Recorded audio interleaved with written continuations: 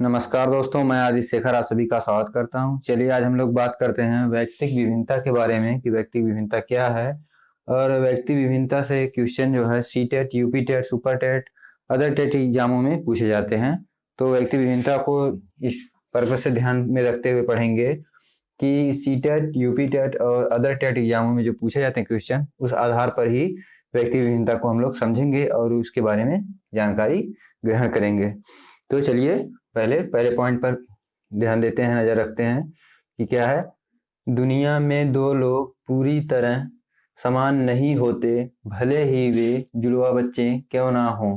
कुछ ना कुछ शारीरिक मानसिक अंतर जरूर पाया जाता है, इसे ही वैयक्तिक विभिन्नता कहते हैं।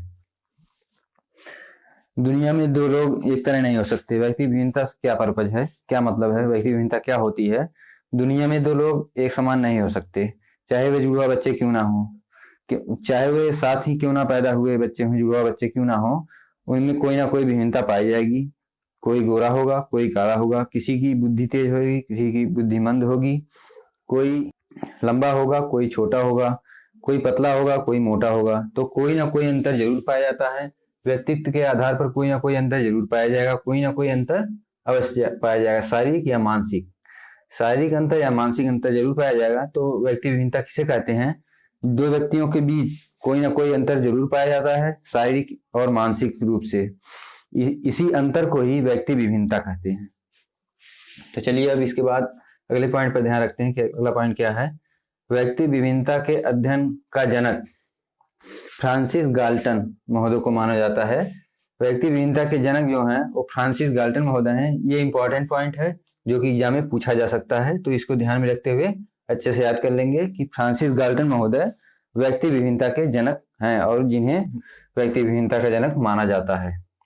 और अगला पॉइंट जो है यह सुपर टेट में पूछा जा चुका है। अभी जो जल्द में हुआ था सुपर टेट, इसमें पूछा जा चुका है। तो चलिए इस पॉइंट पर ध्यान रखते हैं। फ्रांसिस गाल्टन ने हेरिडेटरी जीनियस नामक पुस्तक लिखा, जिसमें उन्होंने बुद्धि का पहली बार अध्ययन करके यह सिद्ध किया कि दो लोगों में बुद्धि बराबर नहीं हो सकती।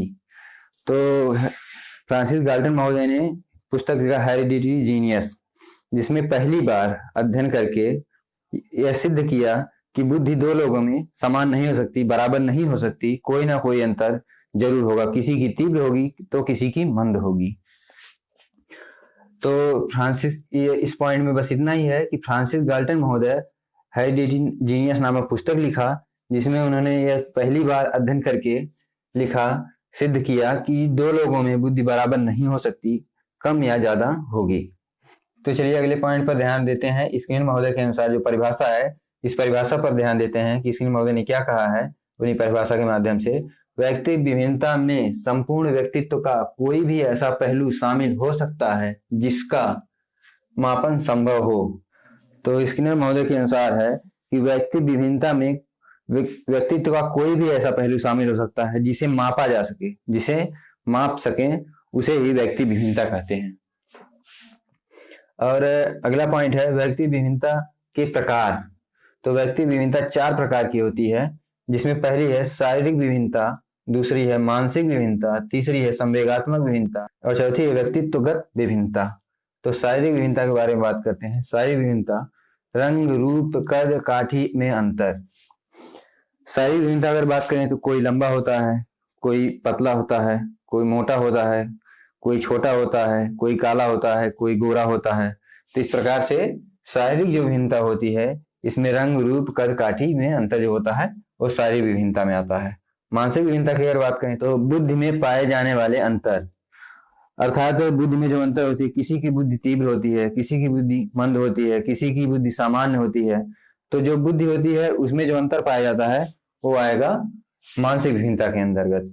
अब इसके आगे आता है संवेगात्मक विभिन्नता, जिसमें आता है क्रोध ईर्ष्या का अंतर, अर्थात संवेग जो भी हैं वो जो है संवेगात्मक विभिन्नता के अंतर्गत आते हैं। तो संवेगात्मक विभिन्नता में क्रोध, ईर्ष्या, घृणा ये सभी आएंगे।